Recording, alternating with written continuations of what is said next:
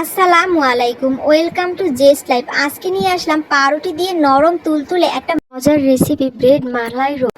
এতটাই নরম তুলতুলে হয় এই রেসিপিটি, আর ঝটপট তৈরি হয় বলে বাড়িতে গেস্ট আসলে খুব সহজেই তৈরি করতে পারবেন, বাইরের মিষ্টির প্রয়োজনই হবে না। এজন্য আমি প্রথমে মালাই তৈরি করে নেব। আমি এখানে একদম ঘন তরল দুধ দিয়ে দিচ্ছি। আমি এটাকে আগেই জাল করে রেখেছিলাম। এরপরে আমি দিয়ে দিচ্ছি সুজি, 3 টেবিল চামচের মতো সুজি এখানে অ্যাড করেছি। তো এটাকে একটু নেড়েচেড়ে নেব। তারপরে দিয়ে দিচ্ছি এখানে চিনিটা কম পরিমাণে দিতে হবে, কারণ ব্রেড থেকে এবং দুধ থেকে একটা মিষ্টি ভাব অলরেডি আসবে। এরপরে আমি এখানে গুঁড়া দুধ দিয়ে দিচ্ছি সামান্য পরিমাণ, 2 টেবিল চামচের মতো, যাতে এটা আরেকটু ঘন হয়। এটাকে নেড়েচেড়ে একদম ঘন করে নেব। এটা একটু ফুটে গেলে এলাচের গুঁড়ো দিয়ে দেব, যাতে করে এটা সুন্দর একটা স্মেল আসে। তো এটা নেড়েচেড়ে নিচ্ছি। এই পর্যায়ে এটা একটু ঘন হয়ে এসেছে। এখন আমি এখানে একটু 1 টেবিল চামচের মতো ঘি অ্যাড করছি, আর কিছুটা চীনা বাদাম আমি কুচি করে রেখেছিলাম সেটা দিয়ে দিলাম। আপনারা চাইলে কাজু কিংবা কিশমিশও দিতে পারেন।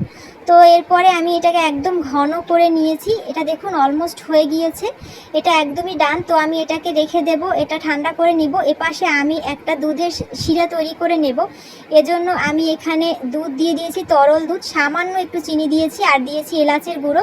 তো এটা দিয়ে একটু নেড়েচেড়ে নিতে হবে। এটা ফুটে ওঠা পর্যন্ত আমি অপেক্ষা করব, আর একটুখানি স্যাফরন দিয়ে দেব, তাতে একটা সুন্দর গন্ধ আসবে আর কালারটা একটু সুন্দর হবে।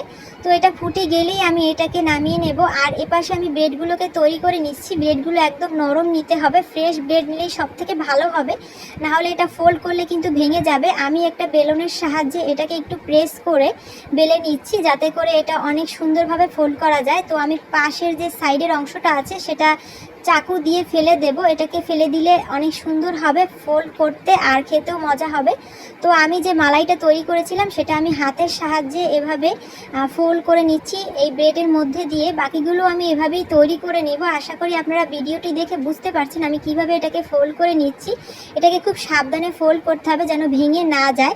তো দেখতেই পাচ্ছেন আমি এটা ফোল্ড করে সাজিয়ে নিয়েছি, আর আমি দুধগুলোকে ঢেলে দিয়েছি। যে সিরাপটা আমি তৈরি করে ব্যাস, আর কিছুই লাগবে না। একটু বাদাম কুচি ছড়িয়ে ফ্রিজে রেখে ঠান্ডা ঠান্ডা পরিবেশন করুন ব্রেড মালাই রোল। আশা করি রেসিপিটি ভালো লেগেছে। আজ এই পর্যন্ত, সবাই ভালো থাকবেন। আল্লাহ হাফেজ।